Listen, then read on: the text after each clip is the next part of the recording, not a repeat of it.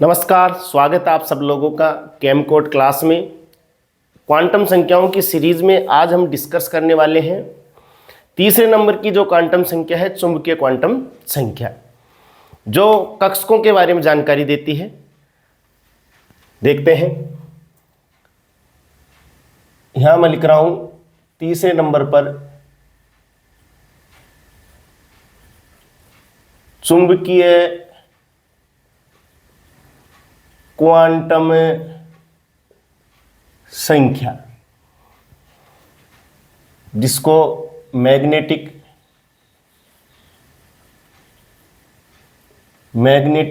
या beetle quantum number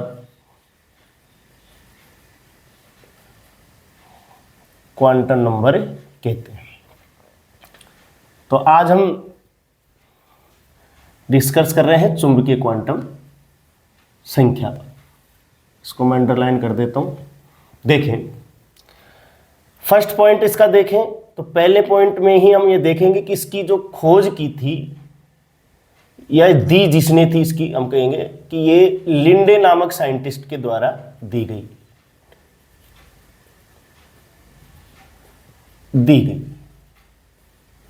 okay, next point है कि इसका प्रदर्शन जो किया जाता है, इसका जो संकेत है, या तो हम एम या इसको ml द्वारा दर्शा देते हैं।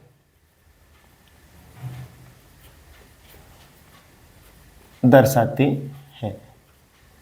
दूसरा पॉइंट हो गया। अब देखें किसकी जानकारी देती है। तो अब मैं चुंबकीय क्वांटम संख्या को ml से लिखूंगा। तो यहां मैं लिख रहा हूं ml द्वारा कक्षकों के आकार। वहां मैंने पहले दिगंशी क्वांटम संख्या में कक्षकों की आकृति लिखवाई थी, और यहां ध्यान करें कि यहां मैं लिख रहा हूं कक्षकों के आकार के बारे में जानकारी देती है। तो ml यानी कि चुंबकीय क्वांटम संख्या द्वारा कक्षकों के आकार व इलेक्ट्रॉन अभ्र के वितरण, ये बोल सकते हैं अपन, या इसको कह सकते हैं त्रिविम अभिविन्यास, कक्षकों के त्रिविम अभिविन्यास, ऐसा कहा जा सकता है। या कई बार इसको इस तरीके से लिख देते हैं, इलेक्ट्रॉन घनत्व की दिशा के बारे में जानकारी देती है। के बारे में जानकारी देती है।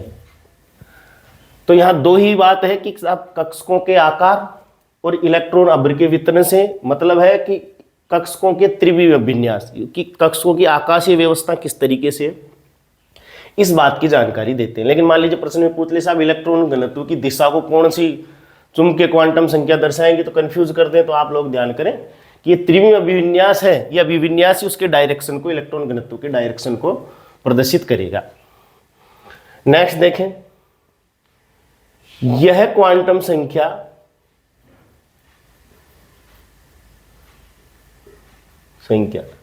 यानी कि ml, यह क्वांटम संख्या दिगंशी क्वांटम संख्या, या इस क्वांटम संख्या की, यह क्वांटम संख्या ऐसा कह सकते हैं, यह क्वांटम संख्या दिगंशीय क्वांटम संख्या, जिसको हम स्मॉल l से प्रदर्शित करते हैं, पर निर्भर करती है।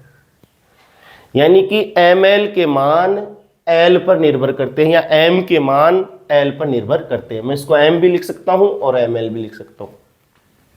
यानी कि मुख्य क्वांटम संख्या किसी पे डिपेंड नहीं करती, लेकिन जो दिगंशी क्वांटम संख्या है उसके मान मुख्य क्वांटम संख्या पे निर्भर करेंगे, और चुंबकीय क्वांटम संख्या के मान जो है वो दिगंशीय क्वांटम संख्या पर निर्भर करेंगे। कैसे निर्भर करेंगे, ध्यान करें कि हमें निकालने m के मान, m लिख देता हूं, m के मान जो निकाले जाते हैं वो प्लस l से 0 से माइनस l तक होते हैं। यानी कि आप, अगर आपको l का वैल्यू पता नहीं है तो m का वैल्यू हम नहीं निकाल सकते। देखिए नेक्स्ट कैसे निकालते हैं, अभी हम चर्चा कर लेंगे। हम ये कह सकते हैं कि m का प्रत्येक मान, m का प्रत्येक मान एक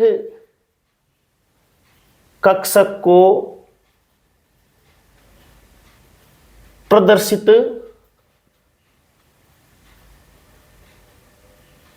करता है। m का प्रत्येक मान एक कक्षक को प्रदर्शित करता है। अर्थात हम ये कह सकते हैं कि m के कुल मान, यानी कि किसी भी उपकोष के लिए m के जितने मान प्राप्त होंगे वो बराबर होंगे कक्षकों की कुल संख्या के, कक्षकों की कुल संख्या के बराबर होंगे। तो हम इसको एक फॉर्मूले में भी कन्वर्ट कर सकते हैं। हम कह सकते हैं कि उपकोष में, किसी उपकोष के लिए, किसी उपकोष के लिए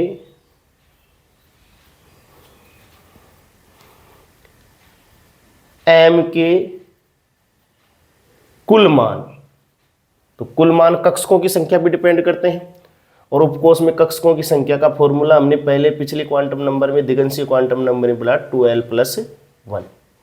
यानी कि जितने कक्षक होंगे उतने ही मैग्नेटिक क्वांटम नंबर हमें प्राप्त होंगे, और मैग्नेटिक क्वांटम नंबर उतने ही प्राप्त होंगे जितने किसी उपकोष में कक्षक होंगे। तो उपकोष में कक्षकों की जो संख्या है वो ही किसी उपकोष में चुंबकीय क्वांटम नंबर जो है उनकी संख्या पर निर्भर करते हैं। तो जितने मान चुंबकीय क्वांटम संख्या के हमें प्राप्त होंगे उतने ही मान हमें, यानी कि उतने ही संख्या में हमें कक्षक प्राप्त होंगे। नेक्स्ट कैसे निकालते हैं देख लें। जैसे मैं यहां लिख देता हूं फर्स्ट, जैसे कहा जाए कि S उपकोष के लिए m के मान, तो कैसे निकालेंगे, हमें पता है S उपकोष है और S उपकोष के लिए L का वैल्यू होता है 0। तो यहां देखें क्या लिखा हुआ है कि m के मान कैसे निकालेंगे। यहां मैंने लिखा m के मान प्लस l से 0 से माइनस l तक निकाले जाते हैं। तो यहां पर प्लस l का मतलब l की वैल्यू आपके पास में +0, 0 और -0। इट मीन्स यहां पर एक ही मैग्नेटिक नंबर प्राप्त होगा और वो है 0। अब एक मैग्नेटिक नंबर एक उपकोष के लिए प्राप्त हो रहा है और एक मैग्नेटिक नंबर एक ही कक्षक को प्रदर्शित कर रहा है, तो S उपकोष जो होगा उसमें एक ही कक्षक मिलेगा। ओके, नेक्स्ट देखें। जैसे मान लीजिए प्रश्न इस तरीके से आ जाए कि P उपकोष के लिए m के मान, तो जैसे पूर्व निकाला वैसे ही निकाल लें। यहां जैसे P, और P के लिए L का वैल्यू कितना है 1, और हमें m के वैल्यूज निकालने हैं, तो कैसे निकालेंगे, +l से 0 से -l तक।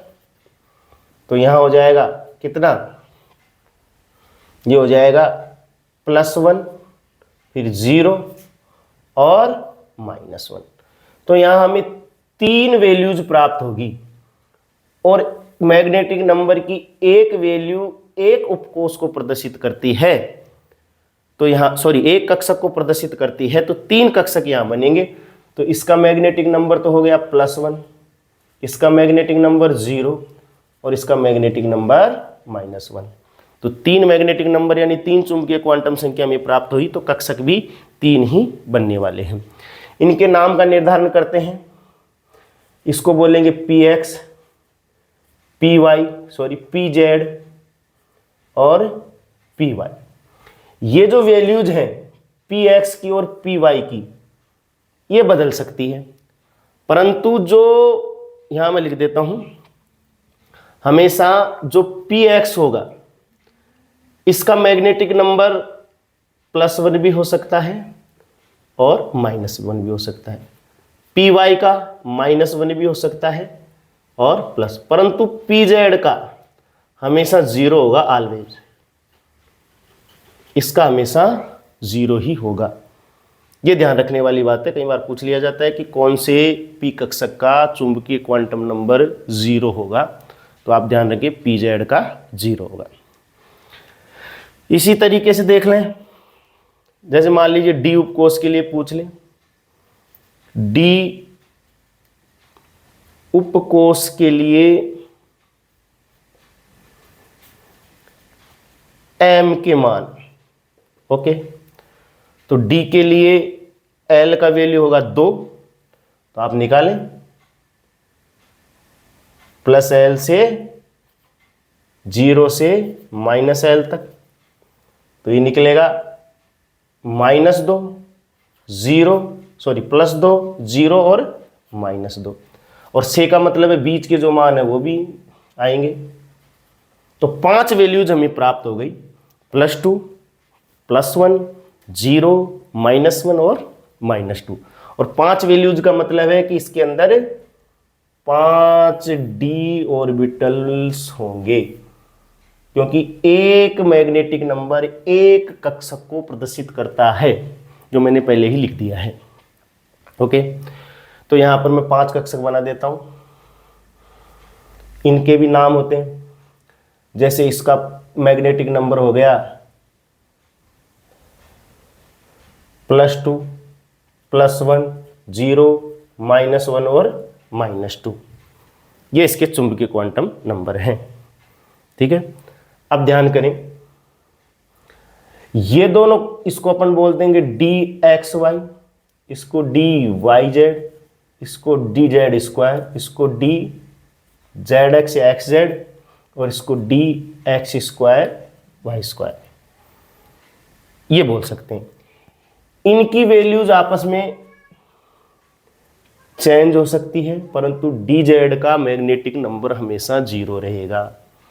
देखिए, जैसे मान लीजिए dxy का पूछे, तो dxy का है तो +2 हो जाएगा या -2, तो इसका मैग्नेटिक नंबर +2 या -2। dyz का पूछे तो या तो +1 हो जाएगा या -1 हो जाएगा, दोनों में से कोई भी हो सकता है। तो इसका जो मैग्नेटिक नंबर है -1 या +1।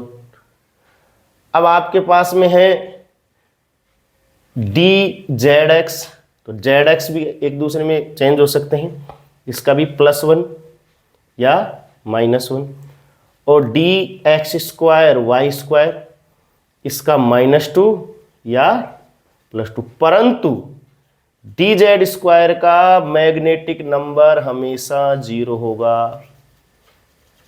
यहां मैंने बताया pz का हमेशा मैग्नेटिक नंबर 0 होगा, और इधर dz² का मैग्नेटिक नंबर हमेशा 0 होगा। यह ध्यान रखने वाली बात है। तो हमने यहां डिस्कशन किया चुंबकीय क्वांटम संख्या पर। ऐसे ही f उपकोष के लिए आप निकालेंगे, f के लिए, तो f उपकोष के लिए जो मैग्नेटिक नंबर प्राप्त हो जाएंगे f उपकोष के लिए,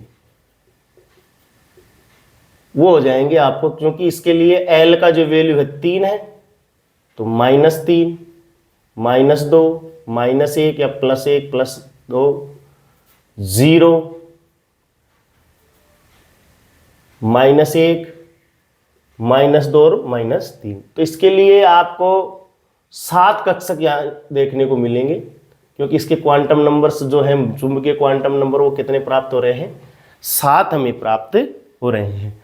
तो 7 प्राप्त हो रहे हैं, तो यहाँ पर 7 कक्षक बनेंगे, क्योंकि एक मैग्नेटिक नंबर, एक चुंबकीय क्वांटम संख्या एक कक्षक को प्रदर्शित करती है। इनके भी कुछ विशेष नाम होते हैं, जैसे मैंने डी कक्षकों के दिए हैं, पी कक्षकों के दिए, लेकिन ये हमारे उपयोगी नहीं है। तो आज की क्लास में हम यहीं समाप्त करते हैं। क्वेश्चंस हम लोग बाद में, जो क्वांटम संख्याएं कंप्लीट हो जाएगी तब हम डिस्कस करेंगे। ओके, अब नेक्स्ट क्वांटम नंबर हम पढ़ेंगे नेक्स्ट क्लास में, वो है चक्रण क्वांटम संख्या। इसमें कक्षकों के अभिविन्यास और इलेक्ट्रॉनों के वितरण, यानी कक्षकों की जो आकृति और आकार है वो भी इसी क्वांटम नंबर में समाहित है, परंतु हम क्वांटम नंबर कंप्लीट होने के बाद ही इनके आकार और आकृति पर चर्चा करेंगे और क्वेश्चंस पर चर्चा करेंगे। केवल ध्यान रखने वाली बात यही है कि ये जो प्रश्न है, मैंने बार बार में कहा कि साहब डी पी जेड, जहाँ जेड आ जाए उसका मैग्नेटिक नंबर 0 करना है। जब हम क्वांटम संख्याओं के समुच्चयों का निर्धारण करेंगे, समुच्चयों को निकालेंगे या समुच्चय बनाएंगे, तो हमें ये छोटी छोटी बातें ध्यान रखनी होगी। आज की क्लास के लिए इतना ही, मिलते हैं नेक्स्ट क्लास में।